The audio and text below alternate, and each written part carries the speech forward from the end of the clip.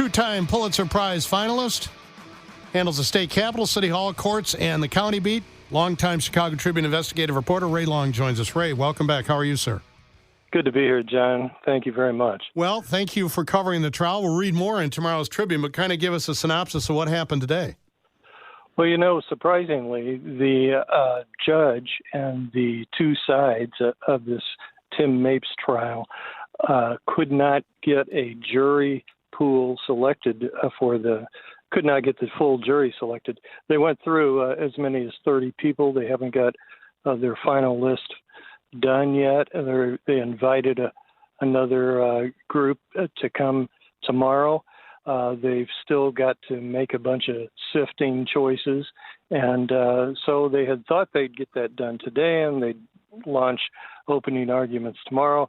It looks like they'll probably get it done in the morning tomorrow and then go forward with their openings.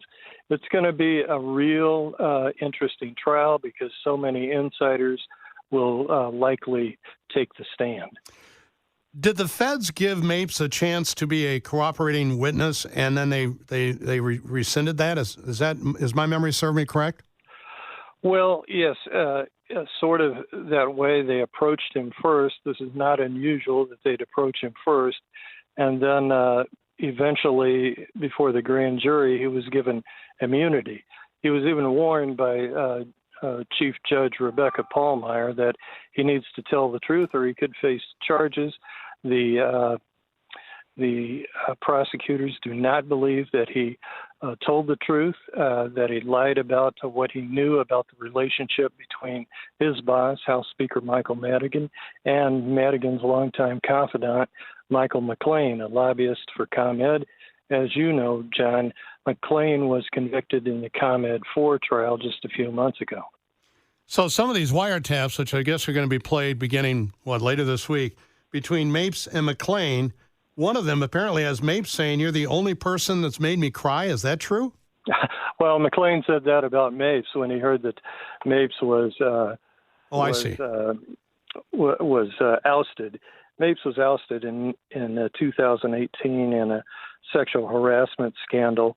A former underling in Springfield held a press conference up here. You'll remember it happened. A woman named Sherry Garrett stood up at a press conference and said Mapes had spent years with sexist and bullying and sexual harassment comments, and she was complaining about that, and within hours, this was in June of 2018, within hours, Madigan had boosted Mapes from the payroll. Give us a sense. Mapes, go ahead. I'm sorry, Ray.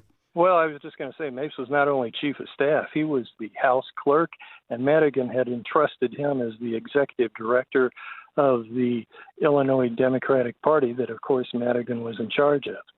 I heard Jim Edgar say in a recorded interview that he thought Mapes may have at one time been the second most powerful man in Illinois after the former speaker and above him when he was governor.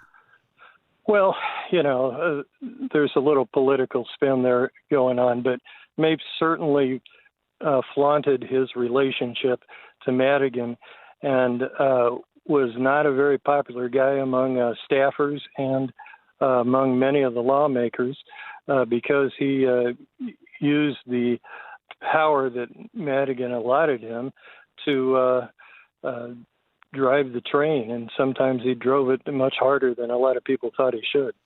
So, in other words, in comparison with his boss, Mapes made Madigan look warm and fuzzy? I'm not sure if that's fair, but that's one way to put it, John, for sure.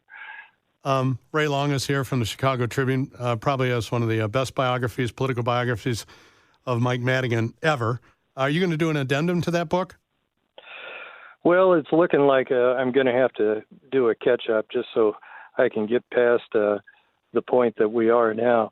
I wrote it, as you know, John. I brought it out and published it on the very month he was indicted, March of last year. So I had the investigation going on, but I didn't have the indictment on it. You'd have to you'd have to get a copy of that indictment and paste it on the back page. But the reality is there are possibilities and more chapters that keep spinning through my mind, and I think there's a chance that this could be part of it. The book, which I recommend, The House That Madigan Built, The Record Run of Illinois' Velvet Hammer. It's a very, very fair book. I had a buddy of mine who is Mike Madigan's age, grew up on the South Side, knew of Mike Madigan. They had, they had mutual friends, in other words, and he read the book and thought it was very, very fair to Madigan, which I think is somewhat of a compliment, too. So I'm looking forward to the addendum. So when can we expect the feds to allow us to hear some of these tapes? I think they'll be rolling out here in the next few days. I don't know the exact day yet, but it could be as soon as tomorrow.